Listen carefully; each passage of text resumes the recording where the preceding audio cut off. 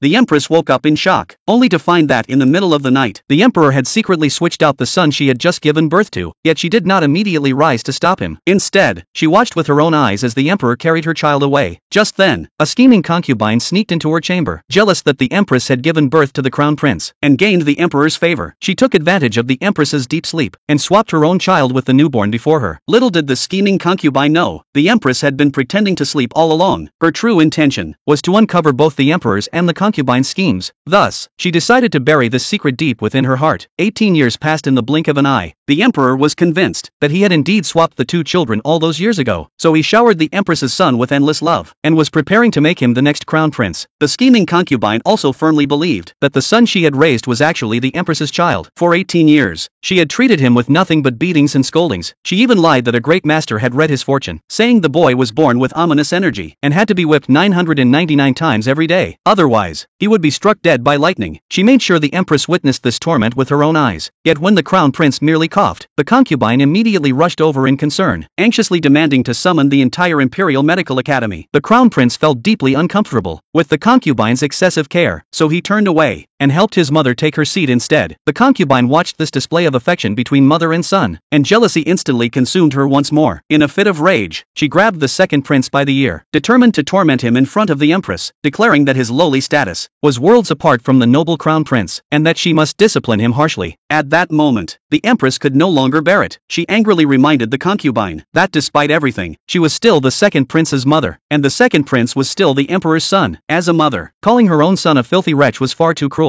She then pleaded with the Emperor to grant the second prince a proper name, but the scheming concubine immediately objected, insisting that he was of such lowly birth that he did not deserve a name at all. She then lashed him with a whip, deriving twisted pleasure from punishing him in front of the Empress. The Crown Prince could no longer stand to watch. He took out a golden wound medicine and handed it to the second prince, but the next second, the cruel concubine snatched it away, declaring that the future Crown Prince could not waste his blessings on a lowly creature like this boy. By now, the second prince's body was covered in wounds, and he was in unbearable pain. With what little strength he had left, he begged the concubine for a sip of water, but instead, she brought out a cup of cold tea that had been left to sit for 7 days and 7 nights. Grabbing the second prince, she forced it down his throat. Fortunately, the Crown Prince pleaded for mercy, and the concubine finally let him go, ordering the servants to take him back to his quarters. Yet the scheming concubine's anger was far from spent. Back in her chambers, she ordered her servants to pin the second prince down. Then, she picked up a dagger and cruelly carved out a piece of flesh from his chest, all just to brew a medicinal soup for the Crown Prince. When she brought the soup to him, the Crown Prince, upon learning the truth, was so horrified by her actions that he was completely stunned. The medicine in his hand slipped and shattered onto the ground.